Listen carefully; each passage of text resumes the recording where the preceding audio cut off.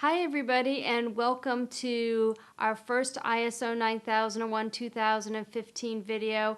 This video is meant to set the stage for all the other videos that are going to follow. I've broken down the standard into segments so we can go bit by bit and navigate our way from the beginning to the end to truly understand the intent of the standard. With every video, there'll be a corresponding PowerPoint. The PowerPoint will have more information than the PowerPoint that I'm delivering within each video. So make sure you go and see those PowerPoints so you can get all the details of the requirements. The video is used to get us in the framework of what we need to be thinking about so that we could start to absorb the requirements of the standard. So let's get started. Why did they go through a major revision? Well, the standard folks tend to go through a major revision every 8 years. Even though the standard will get updated every 4 to 5 years, it's during that eighth year that we tend to have a philosophical shift. And what the standards people are trying to do is grow with the industry in their maturation of quality management systems. So it's sort of an evolution of the quality management system requirements, and we're all doing it together. So what types of changes are they looking at? Well, they want to make sure that the quality management system standards are still relevant to the business we're in. And we all know that business has changed dramatically in the past 8 years. We're really depending on ERP systems. We've got more complexity within the organization. Many of us are registered to multiple standards, and we need a quality management system standard that's going to reflect these changing needs. Also, how many times does the business stay stable throughout the year? Never.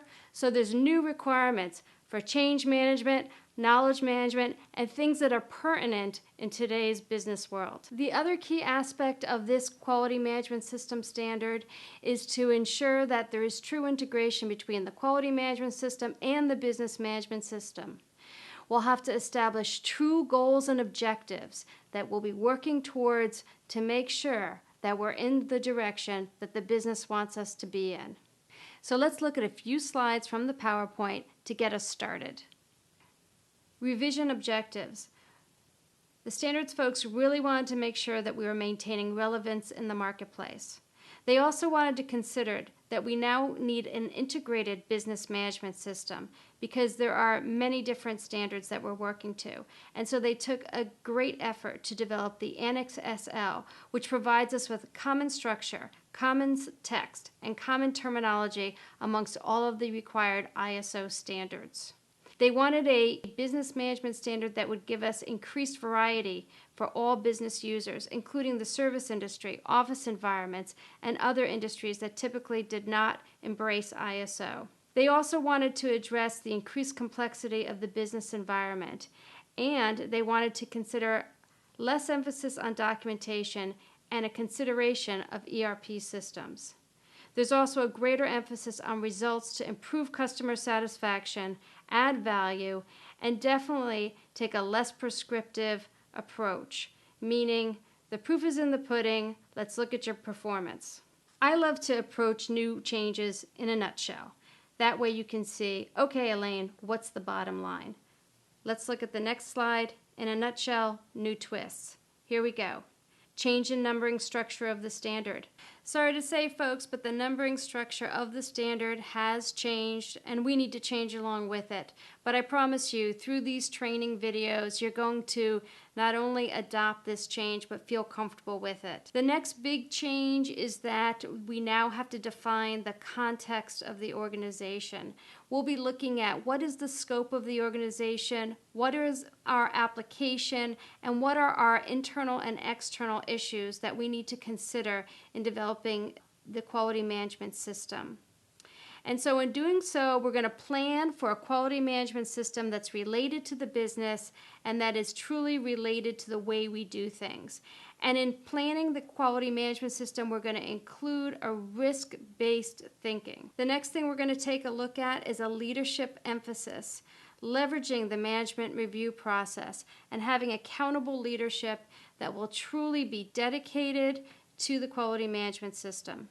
We're also going to consider what happens when change occurs. So we'll be required to have a strong change management system. And with all these ERP systems we're using, we need to also consider What is our knowledge management?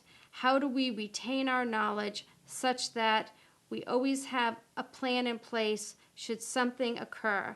We retain the knowledge within the organization.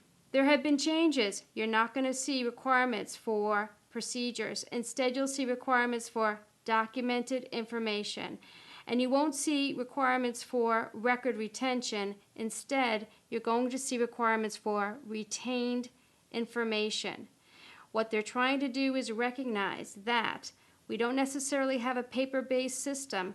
We may have an information-based system. There'll be no requirement for a quality manual or for a management representative. Instead, the system itself will reflect the application of the ISO standard.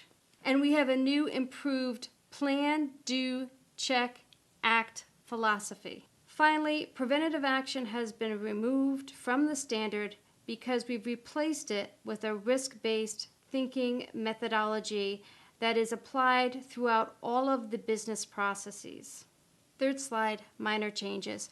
The good news is, in many ways, there haven't been changes. So, we have customer-related processes, purchasing process, the design and development process, resources, production and servicing, calibration, corrective action, internal audit, non-conforming product, customer satisfaction, analysis and evaluation, and improvement. In these processes, look for only minor changes, but also, heads up, there'll be references to risk and risk mitigation. Fourth slide, process model. Within the introduction, you'll see a description of the process model. And you should know by now that a process is a set of activities that translates inputs into outputs. We have a nice diagram that you can use to help train folks on what a process is, but also it's required that you define your processes, identifying inputs, outputs, sources of inputs, receivers of outputs, possible controls, and checkpoints to monitor and measure your process. And finally, we have a new plan, do, check, act diagram in the introduction of the standard that demonstrates the requirement for identifying the expectation of how your processes should be integrated and interrelated. Okay, so 3 things I want to leave you with before we end this video.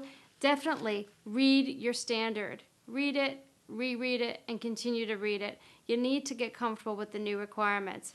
Secondly, always read the introduction to the standard. It sets the stage for the philosophy, and that introduction is what all of the auditors will be really focusing on during their audit of your system. And finally, don't forget, review the PowerPoint that's corresponding to this video because it has a lot more detail having to do with the requirements and the supporting guidance documents that can help you achieve those requirements. That's all for now. See you soon.